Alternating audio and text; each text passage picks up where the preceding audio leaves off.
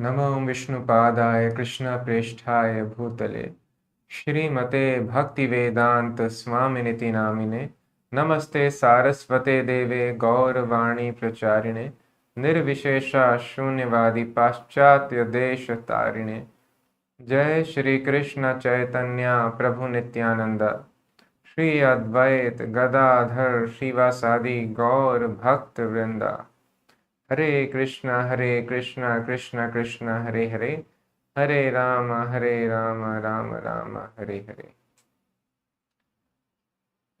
Hare Krishna. A very warm welcome to all of you on day 11 of Srila Prabhupada Lila, Taming the Wild. We discussed yesterday, Srila Prabhupada had an amazing gathering in the Avalon ballroom. Around 5,000 people had assembled. And most of them were on drugs. Still, Srila Prabhupada was very happy that they picked up chanting of Hare Krishna Mahamantra. But when Prabhupada was coming out, Prabhupada told, this is no place for us, there is no place for a brahmachari. Next, what kind of challenges Srila Prabhupada encountered and what wonderful mellows were offered to his disciples in San Francisco, let's try to understand today. Some of the Bhaktivedanta Swami's more thoughtful followers in San Francisco felt that certain candidates for initiation did not intend to keep the commitment lifelong. So this initiation is a lifelong commitment. But then those people, we understand that their even head is not stable. So they were concerned that, Prabhupada, how can we allow them to get initiated now here? They would say, Swamiji, some of these people come only for their initiation. We have never seen them before and we never see them again. Swamiji replied that that was the risk he had to take. One day in a lecture in the temple, he explained that although the reactions for a disciple's past sins are removed at initiation, the spiritual master remains responsible until the disciple is delivered from the material world. Therefore, he said, Lord Chaitanya warned that a guru should not accept many disciples. So initiation is a very serious commitment, not just for the disciple. The disciple has taken initiation, does not follow the vows, then there is a great danger for him. And the spiritual master, once he accepts somebody as disciple, he takes charge of his life unless he or she is liberated. He takes away all the sinful activities and the disciple is liberated on initiation day. And after that, the disciple is supposed to keep himself on liberated platform by following very strictly the rules and regulations. So spiritual master instructions are so powerful, which are given as per the capacity of the people. So Prabhupada has given very simple things for us. Chant 16 rounds and follow 4 regulative principles. And this if a person is able to follow very strictly. And of course, to support these things, there is morning program, there is preaching, there is prasadam and everything else, so that it becomes easy.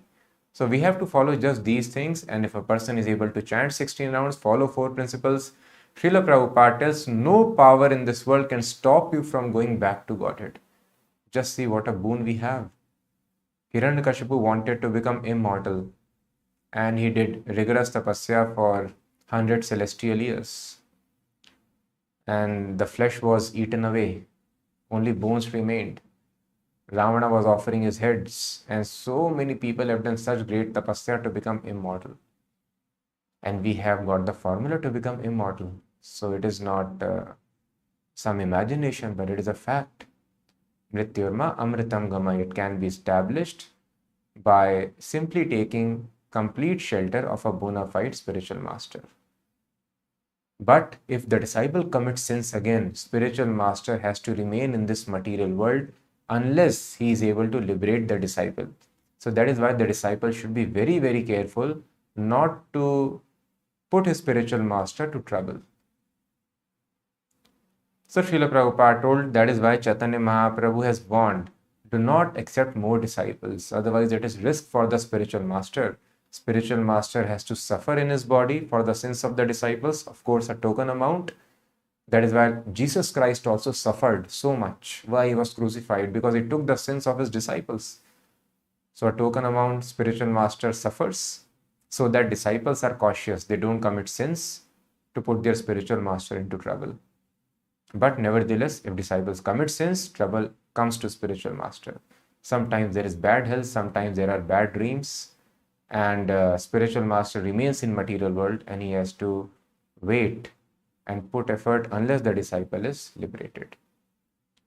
But very advanced devotees like Srila Prabhupada, they take the risk and they told, does not matter, I have to go to hell for taking the sins. Of course, they cannot go there and they can just completely burn away all the sins, so that the disciples are cautious. They agree to suffer a token amount.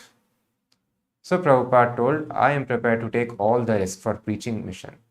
So in preaching, preacher is prepared to go to hell if it is required. One night in the temple during the question and answer session, a big bearded fellow raised his hand and asked Swamiji, can I become initiated? The brash public request annoyed some of Swamiji's followers, but Swamiji was serene. So this very nice instance, what are the qualifications required if a person wants to take initiation? So a person suddenly who doesn't look any better than a hippie, he is asking in the middle of session, can I take initiation from you? The Swamiji was serene, although followers were annoyed. Yes, he replied, but first you must answer 2 questions. First question, Swamiji asked, who is Krishna? The boy thought for a moment and said, Krishna is God. Yes, Swamiji replied. Next question he asked, and who are you?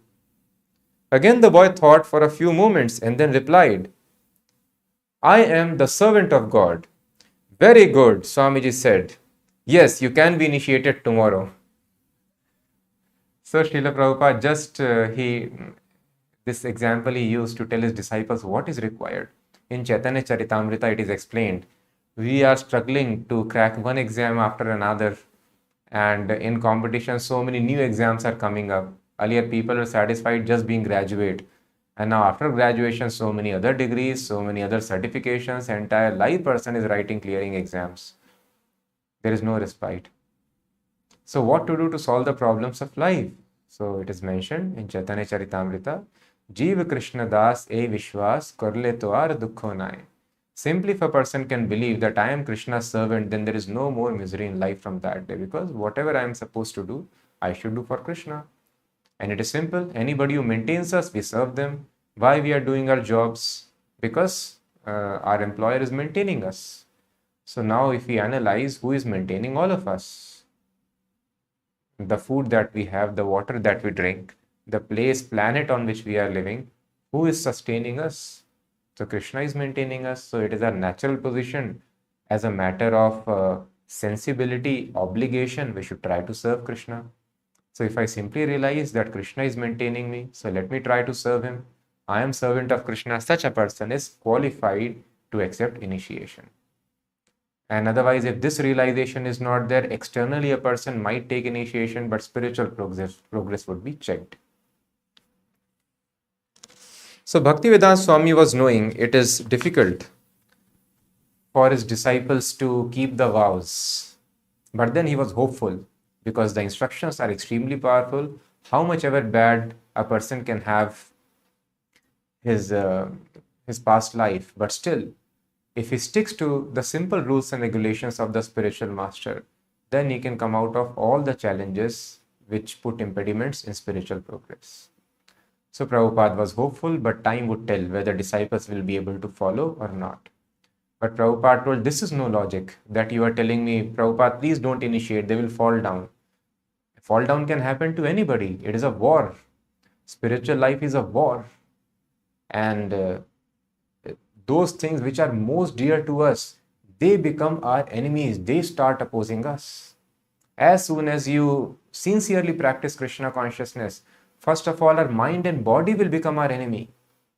Body will not support. Body will tell you sleep for some more time. Why you are getting up in Brahm Muhurta in the morning? Body will tell you, let us smoke some cigarette. Let us have some some bhoga which is not offered to Krishna. Let us enjoy the taste. Eyes will tell, let me watch the form of other gender. Let me watch some videos. And the genitals, they will put a lot of trouble. And the mind will put a lot of trouble. So many bad impressions of the past. And so many speculations. So many philosophies we have heard. So much doubt will come in the mind. So mind, our body becomes our first enemy. And then sometimes if family is not educated, the family does not understand, oh, you will become Baba, you will do this thing, what will happen? This is not the age to do, and there is again so much of impediment.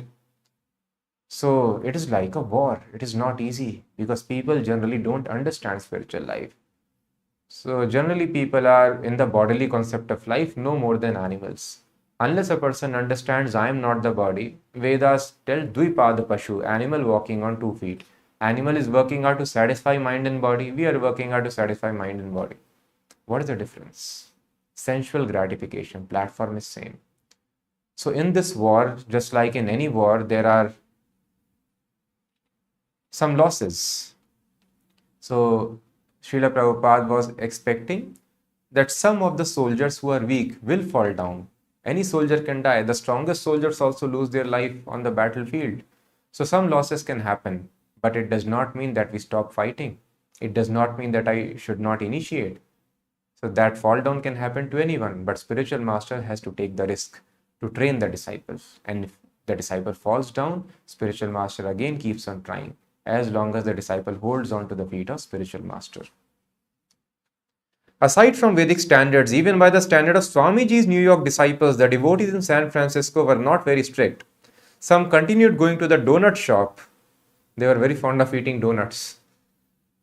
Eating food without offering it to Krishna, and eating forbidden things like chocolate and commercial ice cream. Some even indulged in after Kirtan cigarette breaks right outside the temple door. Some got initiated without knowing precisely what they had agreed to practice. But Prabhupada was very hopeful. Never mind. They are smoking after Kirtan, they are eating bhoga, but because they have picked up Krishna consciousness in their life, just as the sun rises, all these things are driven away. So everybody is unqualified in Kali Yuga to make any progress, but everybody is qualified at the same time by the mercy of Chaitanya Mahaprabhu and his pure devotees. So by their mercy, anybody who agrees to follow the simple process can more than compensate for all the shortcomings that we all have in our lives. So Srila Prabhupada neglected all these shortcomings because he was very hopeful, seeing that they have picked up chanting of Hare Krishna Mahamantra. The morning and evening Kirtans had already made the Radha Krishna temple popular in Haight Ashbury. But when the devotees began serving daily free lunch, temple became integral part of the community. Swamiji told his disciples simply to cook and distribute prasadam. That would be their only activity during the day. In the morning they would cook, and at noon they would feed everyone who came, sometimes 150, 200 hippies from the streets of Haight Ashbury. So as soon as they get up, even before the Mangala Aarti, the devotees would start cooking something, oatmeal, some breakfast, and then the hippies who have not slept entire night after night out to get relief from the drugs, they would come to the temple, and then they will have the breakfast. And the crowd was much bigger in the lunch time. There was much public concern about the huge influx of youth in San Francisco, a situation that was creating an almost uncontrollable social problem. So just imagine if the young generation, which is supposed to take the country to next level, which is the strength of the country, the children are liability, old people are liability, and the young people are assets. They work for the country, increase the economy and everything. They are the contributors. And if the young people, they are becoming hippies, so US was very much worried. So it was a huge social problem.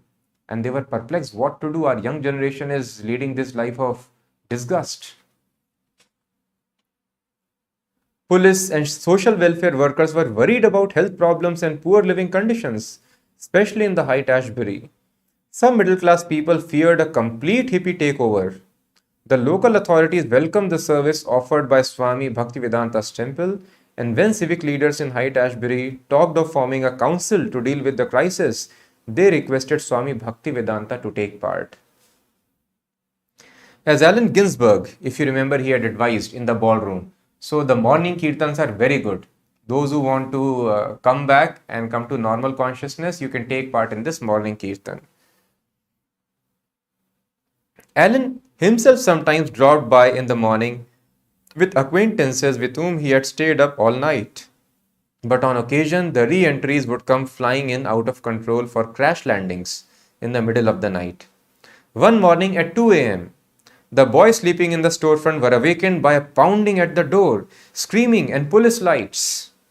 When they opened the door, a young hippie with wild red hair and beard plunged in crying, "Oh Krishna, Krishna, oh help me! Oh don't let them get me! Oh for God's sake, help!" A policeman stuck his head in the door and smiled. "We decided to bring him here," he said, "because we thought maybe you guys could help him." So police were not able to deal with the hippies and they would bring them in the middle of the night and throw them in the temple. You please deal with these people. We cannot tackle them. "I am not comfortable in this body," the boy screamed as the policeman shut the door. So police went off, leaving the boy there. The boy began chanting furiously and turned white, sweating profusely in terror. Swamiji's boys spent the rest of early morning consoling him and chanting with him until the Swami came down for kirtan and class. The devotees often sent distressed young people to Swamiji with their problems, and they allowed almost anyone to see Swamiji and take up his valuable time. While walking around San Francisco, Ravindra Swarup, one of the devotees, once met a man who claimed to have seen people from Mars in his tent when he had been stationed in Vietnam. The man, who had just been discharged from an army hospital, said that the Martians had talked to him. Ravindra Swarup told him about Swamiji's book Easy Journey to Other Planets, which verified the idea of life on other planets, and he suggested that the Swami could probably tell him more about the people from Mars. So the man visited Swami up in his apartment. "Yes," the Swamiji answered, "there are Martians." So the disciples were also very new. They were not knowing which person to allow, which person not to allow. This person is out of hospital and he's talking of weird things. They are sending them to Prabhupada. So Prabhupada had to deal with all these crazy people. Gradually, however, Swamiji's followers became more considerate of their spiritual master and began protecting him from the persons they thought might be undesirable. One such undesirable was Rabbit, perhaps dirtiest hippie in the Haight-Ashbury. Rabbit's hair was always disheveled, dirty, and even filled with lice. His clothes were ragged and filthy, and his dirt-caked body stank. He wanted to meet the Swami, but the devotees refused, not wanting to defile Swamiji's room with Rabbit's nasty, stinking presence. One night after the lecture, however, Rabbit waited outside the temple door. As Swamiji approached, Rabbit asked, "May I come up and see you?" Swamiji agreed. As for challengers, almost every night someone would come to argue with Swamiji. One man came regularly with prepared arguments from a philosophy book, from which he would read aloud. Swamiji would defeat him, and the man would go home, prepare another argument, and come back again with his book. One night after the man had presented his challenge, Swamiji simply looked at him without bothering to reply. Swamiji's neglect was another defeat for the man, who got up and left. Israel, like Rabbit, was another well-known Haight-Ashbury character. He had a long ponytail and often played the trumpet during kirtan. After one of Swamiji's evening lectures, Israel challenged, "This chanting may be nice, but what will it do for the world? What will it do for humanity?" Swamiji replied, "Are you not in the world? If you like it, why will not others like it? So you chant loudly." A mustached man standing at the back of the room asked, "Are you Allen Ginsberg's guru?" So many of the devotees knew that the question was difficult to answer. He cannot tell I'm Allen Ginsberg's guru because he was into all kind of wrong things, into drugs, into nakedness, into all other hippie stuff. At the same time, he was supporting the movement. So if Swamiji tells I'm not Allen Ginsberg's guru, then again it's a catch.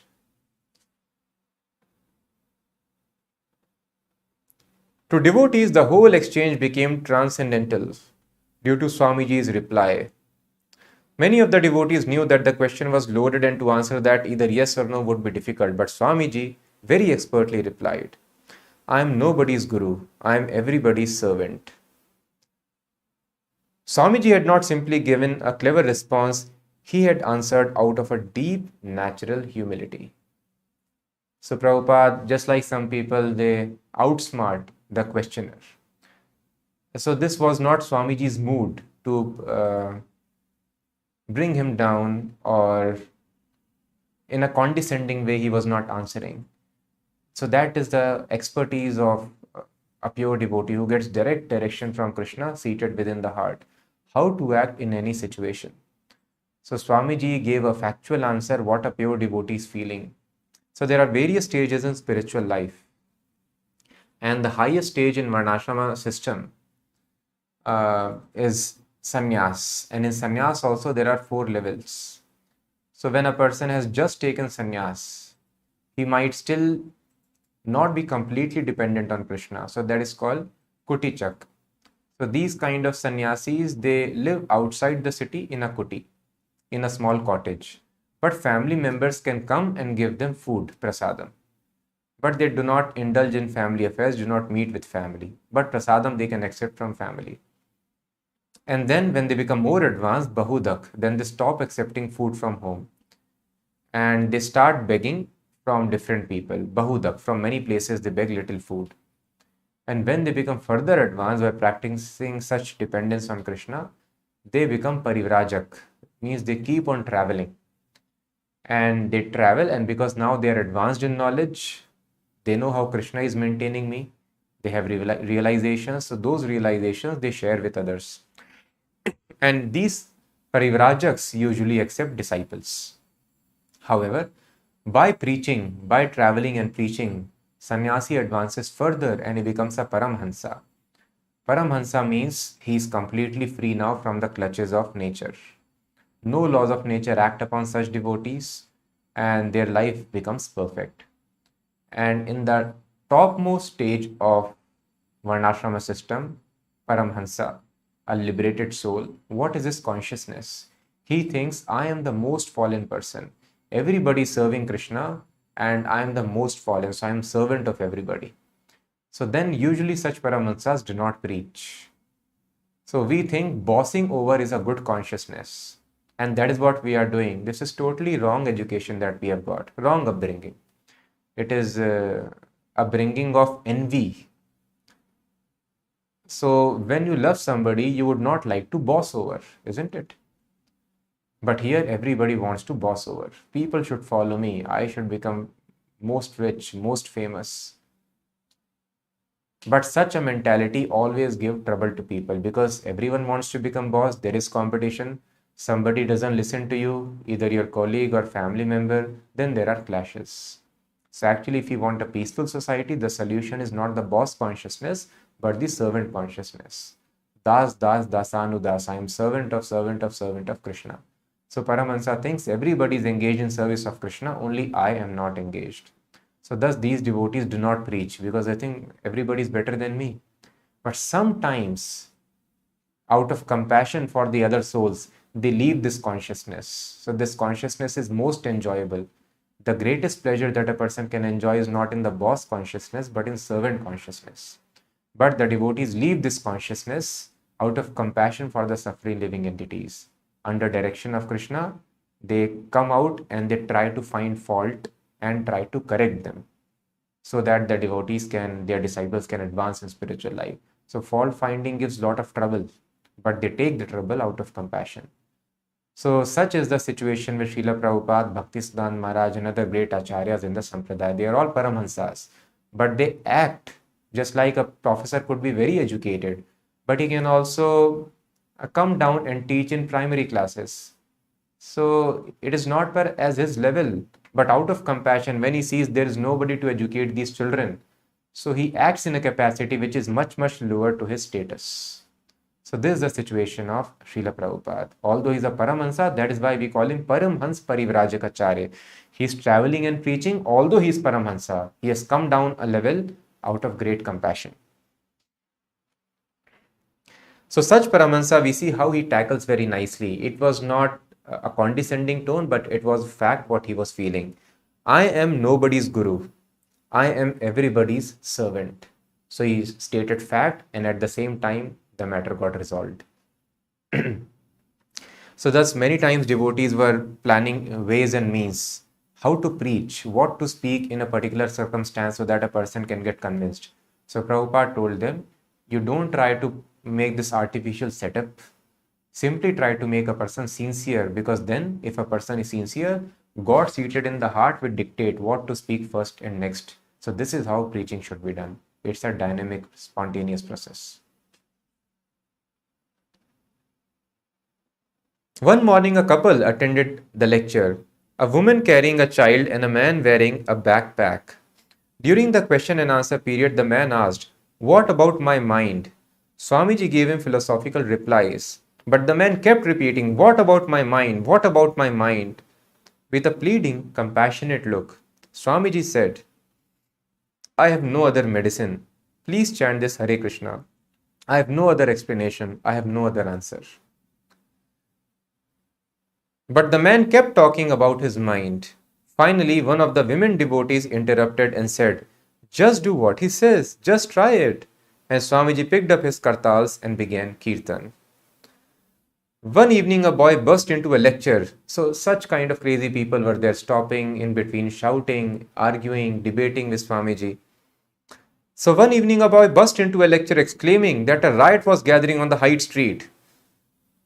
The Swami should come immediately, address the crowd, and calm everyone down.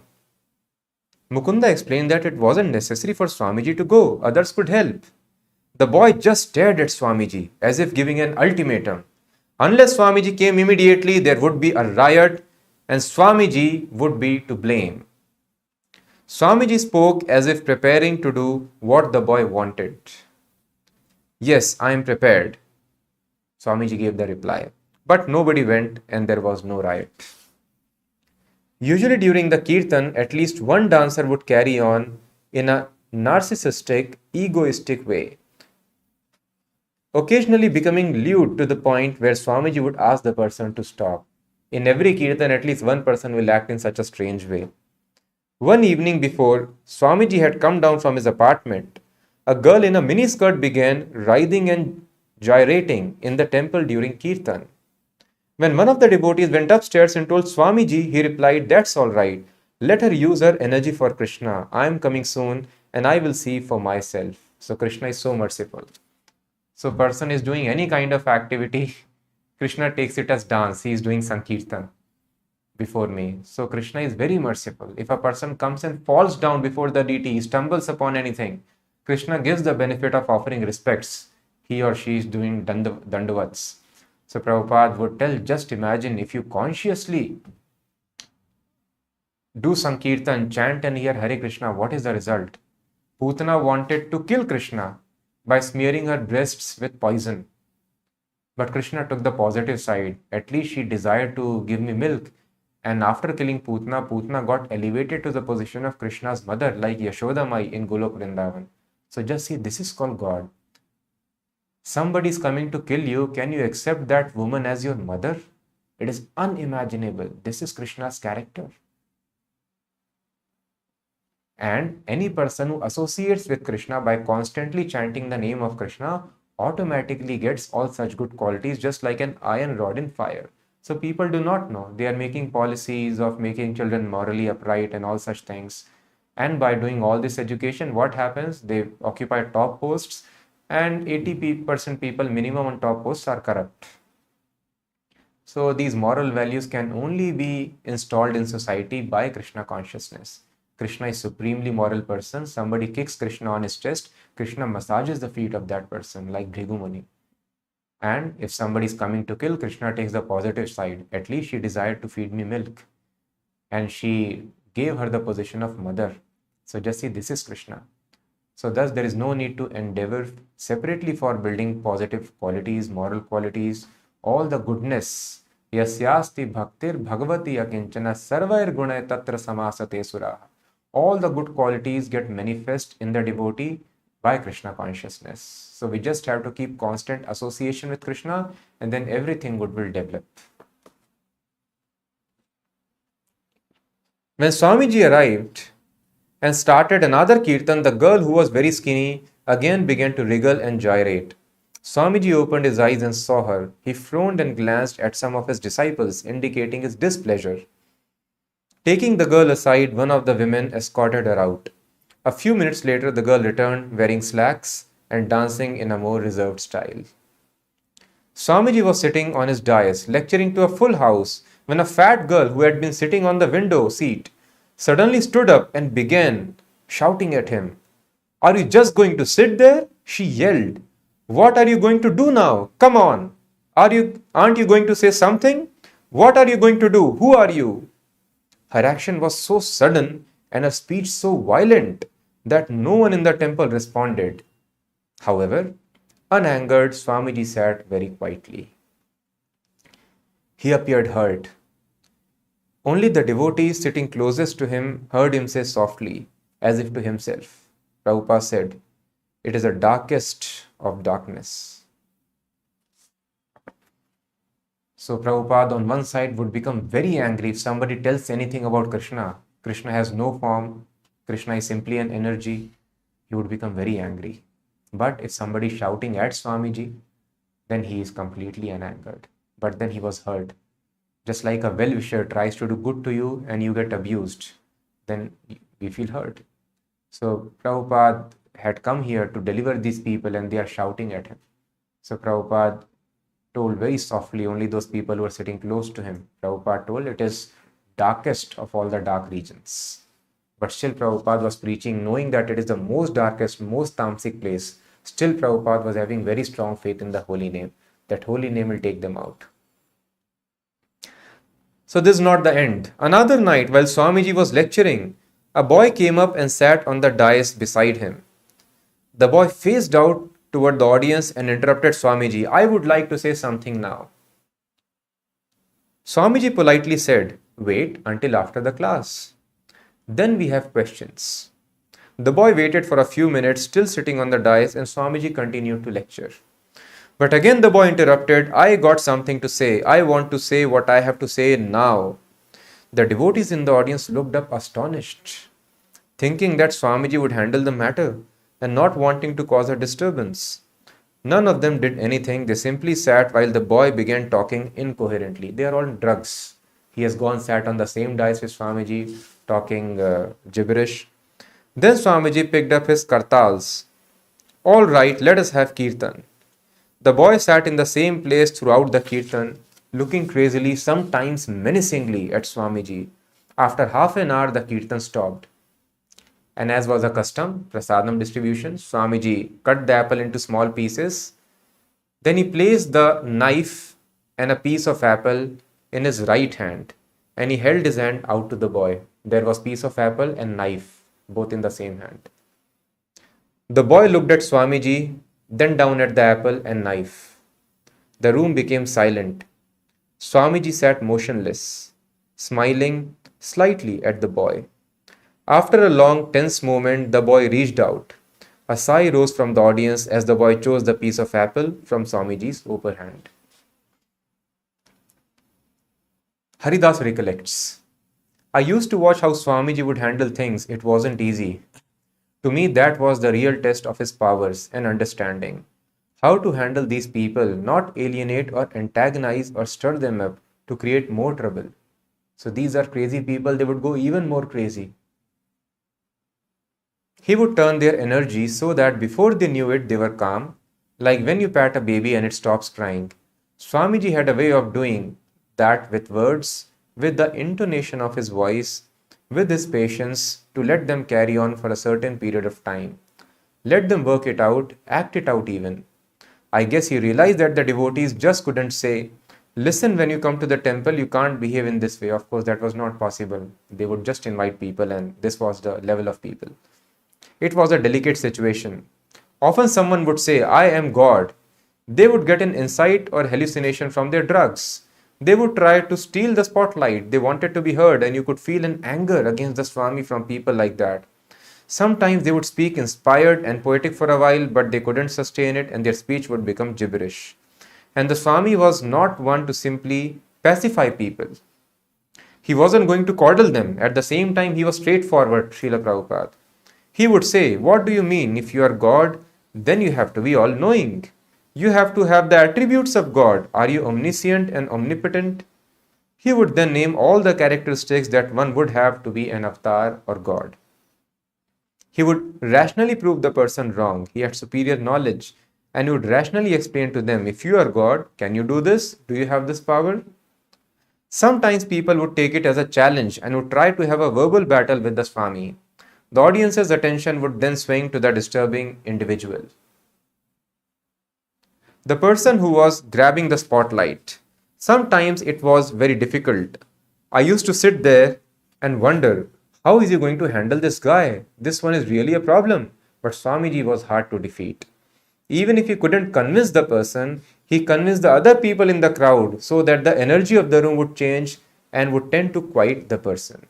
Swamiji would win the audience by showing them that this person didn't know what he was talking about. And the person would feel the vibrations of the room change, that the audience was no longer listening or believing his words. And so the person would shut up. So Swamiji would remove the audience rather than the person. He would do it without crushing the person. He would do it by superior intelligence but also with a lot of compassion. When I saw him do these things, then I realized he was a great teacher, an extraordinary person. He had the sensitivity not to injure a person physically or emotionally, so that when the person sat down and shut up, he wouldn't be doing it in defeat or anger. He wouldn't be hurt. He would just be outwitted by the Swami. So this was Prabhupada's knack. Even the most hot-headed people, craziest of the hippies, without hurting them emotionally, physically, Prabhupada would quieten them and they would sit down. We shall go for a walk at 6:30. Swamiji said one morning, you can drive me to the park. So Prabhupada regularly had morning walks. So here also Prabhupada told them, you drive me to the park, we'll have walk tomorrow 6:30. Several devotees accompanied him to the Golden Gate Park's Stowe Lake. They knew the park well and led Swamiji on a scenic walk around the lake over a bridge through the forest-enclosed pass and across a small rivulet, hoping to please him with the nature's beauty. So this is the beauty of a pure devotee. Whatever a pure devotee sees, he is able to see Krishna everywhere and connect everything with Krishna. Whatever Swamiji saw, he saw through the eye of scripture. And his comments on the most ordinary things were full of transcendental instruction. As he walked, he reflected loud. Those who want to see the God must first have the qualifications to see God. They must be purified. And he gave the example, just like now you see cloud is covering the sun. And since the cloud is covering the sun, people tell that the sun is not out, but sun is there. You are covered by the cloud. In a similar fashion, we have to remove this covering of cloud from us and then we will be able to see God. Like tour guides, the boys led Swamiji to a more picturesque areas. They came upon swans gliding on the lake. Srimad Bhagavatam, Swamiji said, compares devotees to swans and literature about Lord Krishna to be beautiful clear lakes. So as soon as he sees swans, a materialist may appreciate their beauty or the clear waters of the lake, but Prabhupada immediately remembers Bhagavatam. And what does he remember in Bhagavatam? The verse, Na yat chitrapradash harer yasho.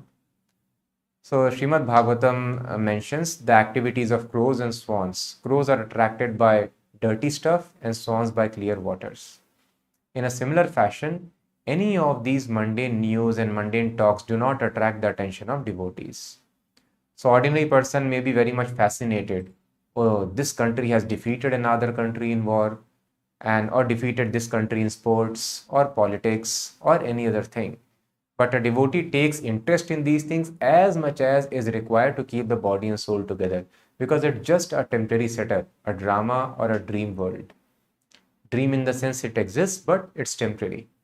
Like this, we have dreamt many lives over. In previous life also, we would have had a lot of tension. We would have worked very hard to attain that position and everything is lost now. So that is why, despite focusing one's attention on temporary things, devotees focus always their attention on the literatures describing God. So thus the devotees are compared to swans, and materialists take interest in such things in which there is no connection with God.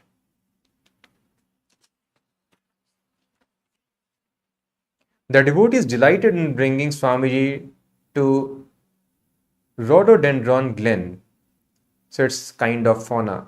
It's, uh, beg your pardon, flora. Its big bushes completely covered with white and pink flowers, and they felt privileged to see Krishna through the Swami's eyes. The next morning, when Swamiji again wanted to go to the park, more devotees wanted to come. So they were very fascinated how Srila Prabhupada on morning walk, he connects everything to Krishna. So more devotees joined the next day. Swamiji stopped beneath a large tree and pointed to some bird droppings on the ground. So Srila Prabhupada asked his disciples, one of the disciples, you see these, what is there on the ground? And they were bird droppings, nothing very special. So disciple was trying to figure out what code is hidden in this, in the bird droppings, what to speak. Swamiji's face was serious. The boy blushed. I don't know what it means. Swamiji remained thoughtful, waiting for an explanation. The devotees gathered around him, looking intently down at the bird droppings. The boy thought Swamiji might be expecting him to decipher some hidden meaning in the pattern of the droppings. The way people read the future, something like that. He felt he should say something, so he told, it's the excreta, the defecations of birds. Swamiji smiled and turned towards others for an answer. They were silent. Nobody could figure out what we can figure out of bird droppings. It means, said Swamiji, that these birds have lived in the same tree for more than 2 weeks. He laughed. Even the birds are attached to their apartments. So how Srila Prabhupada was everywhere seeing the practical application of Srimad Bhagavatam, the scriptures. So Prabhupada told, by looking at the droppings, you can make out that the birds have been staying here for more than 2 weeks. It means even the birds are attached to their homes, their quarters. So it is this attachment which does not let us advance in spiritual life. Srila Prabhupada tells a very nice story that once a marriage party was supposed to reach the venue and they are supposed to cross a river. They thought, well, it'll take quite some time. So why spend the daytime in that? Let us travel at night. So they went at night and they sat on the boat and they told the boatman, please take us to this place. And the boatman agreed, started rowing the boat. And they thought, let us sleep in the boat and we will reach tomorrow when we wake up to our destination. And they took a sound sleep and they wake up next morning. To their utter surprise, they are there in the same way. And the boatman also was asleep. And then they tell, what is this? We are in the same place. What happened? Did you not row the boat at night? So he told, no, I was rowing the boat entire night. I am also surprised why we are here. And then they noticed they forgot to lift the anchor. So the boat was going around in circles around the anchor. So this is called material attachment. So that is why Srila Prabhupada told why Indians did not pick up Krishna consciousness. Prabhupada was trying very hard. From 1944, he was preaching. He was publishing back to Godhead. He was distributing, going door to door and to various government offices, to the people who would come to tea stalls. Everywhere Prabhupada was trying to preach. He established League of Devotees in Jhansi, but people were not able to pick up Krishna consciousness. So Prabhupada told why Indians don't have these bad habits. Indians know that this is sinful. But there is one great impediment. And although you have all these bad habits, these hippies are living in the darkest of the most dark regions of this world. But they have one qualification, and that is they do not have family attachment. So why this entire Bhagavad Gita is spoken? Just because of family attachment. Arjuna was having family attachment. These are my members, family members on the other side. How can I kill them, Krishna? Let them rule. I will live as a mendicant begging. So this attachment is very strong, especially family attachment. It keeps a person in this world and it is illusory because the same family person, when he or she comes in a different body, so it is told, as we have been discussing, Yam yam vapi smaran bhavam tyajatyante kalevaram. Our next birth depends upon our consciousness at the time of death. So if a person is very much attached to his house, and people do get attached to house, that is why the acharyas still sometimes do not own a house, because then attachment is very, very strong. So somebody is attached to one's house, but the qualification is not there to get a human body. Then the person may take birth as a dog in that house or as a snake in that house. And eventually the family members may kill that snake or as a cockroach in that house. And the same family member would be killing his father in a different body. This is called family hallucination. There is no family actually. Bhagavatam describes this family is just like straws. One wave comes in the ocean and the straws they come together only to get separated at the next wave. Some random passengers they assemble together in a train coach never to meet again. So that is the way the souls assemble in different forms. They may never take that form again and they get attached to these external dresses thinking this dress is a person. Never seen, not knowing about their identity or the identity of what they are thinking as their family member. It is told the enemy takes birth as son of his enemy in the next life. Why? Because it was his strong desire and he was always thinking about the enemy. So he had two intentions. One was to give harm to other person, hurt the other person, and another was because he was thinking of other person, enemy. Enemies are always there in the mind. So that is why, because he was thinking of the other person, he would take birth as his relative and he would take birth as his son, because nobody can give greater pain than the family members. And the son would do such activity that father would always remain in pain, or the son would die early, Prabhupada explains. And the father would, so actually that was enemy. He came and he died early so that pain could be given to his enemy. So person will be taking care of his enemies, and that has actually happened in history. So Kansa was killing the brothers of Krishna, and they were actually his own sons in previous life. So just see, his own sons of previous life he was killing in the next life. So this is how laws of nature bewilder us. Actually there is no father, no mother, no family member. These are just this temporary setup which is going on in the bodily concept of life. However, those people who are not realized on this platform, so they are supposed to carry on the duties. If they don't do duties nicely, hell is assured. So person has to behave very responsibly, take care of all the duties very nicely. And the most important duty is to deliver our family members from the clutches of death.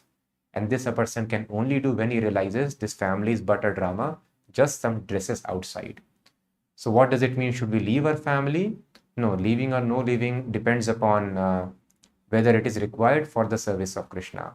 But still, if a person is not so elevated that he can leave his family for the service of Krishna, person can stay with the family. In Kali Yuga, that is a recommendation for general people. But understand, do not get overly attached to family. Understand it is just a role I have to play. So just like you work very hard for your companies, but as soon as there is better opportunity, we leave the company. So we take it as a matter of duty, not as a matter of strong attachment. I cannot leave this company. No, even though other company is offering me 5 times salary, I will not leave. No. So in a similar fashion, as a matter of duty, we should take care of our responsibilities very nicely, keeping the prime responsibility in mind that I have to deliver them from the clutches of death. And that can only happen when we realize we are not the body and we have no such attachments.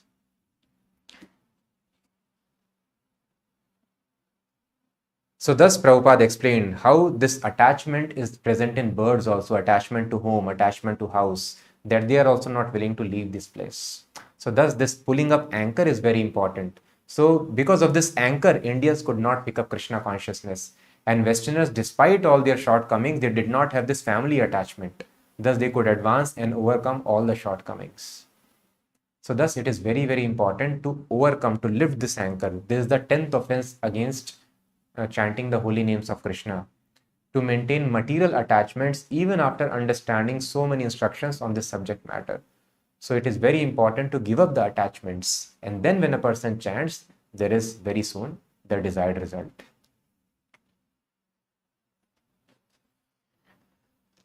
So such were the wonderful pastimes. And then Swamiji, when he was walking in the park, he was shown another very great area similar to Tompkins Square Park. And disciples told Prabhupada, can we? Prabhupada told, yes, we should do Kirtan here also. And this was even more successful than the Tompkins Square Park. And Srila Prabhupada also would come sometimes. He would play mridanga, and all the people would hold hands, dance around him. In this way, Prabhupada, the Hare Krishna, became very, very famous in San Francisco. And Prabhupada established two very nice centers. But San Francisco became little more advanced from New York because one very special incident happened here. And what was the incident? The Lord of the universe appeared in San Francisco.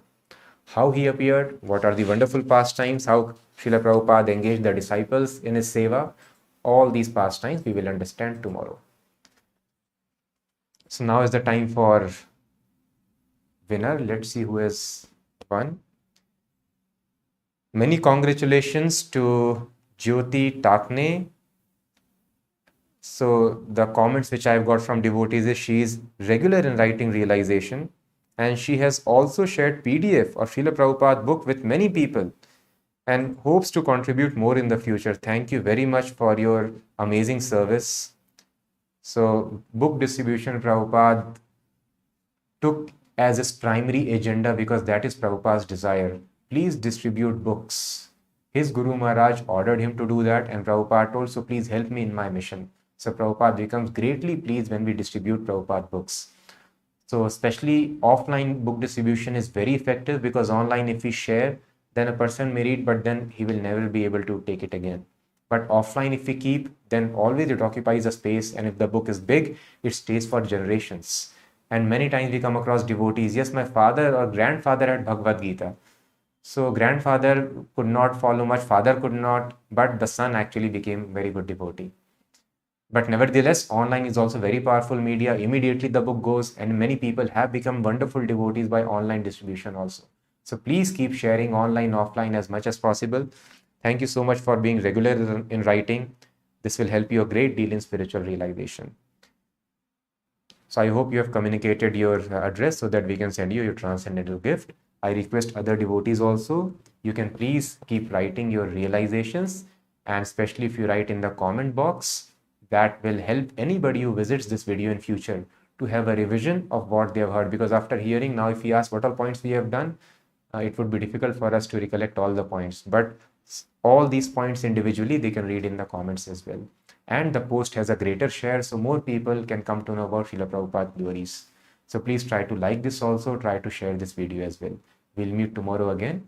Hare Krishna.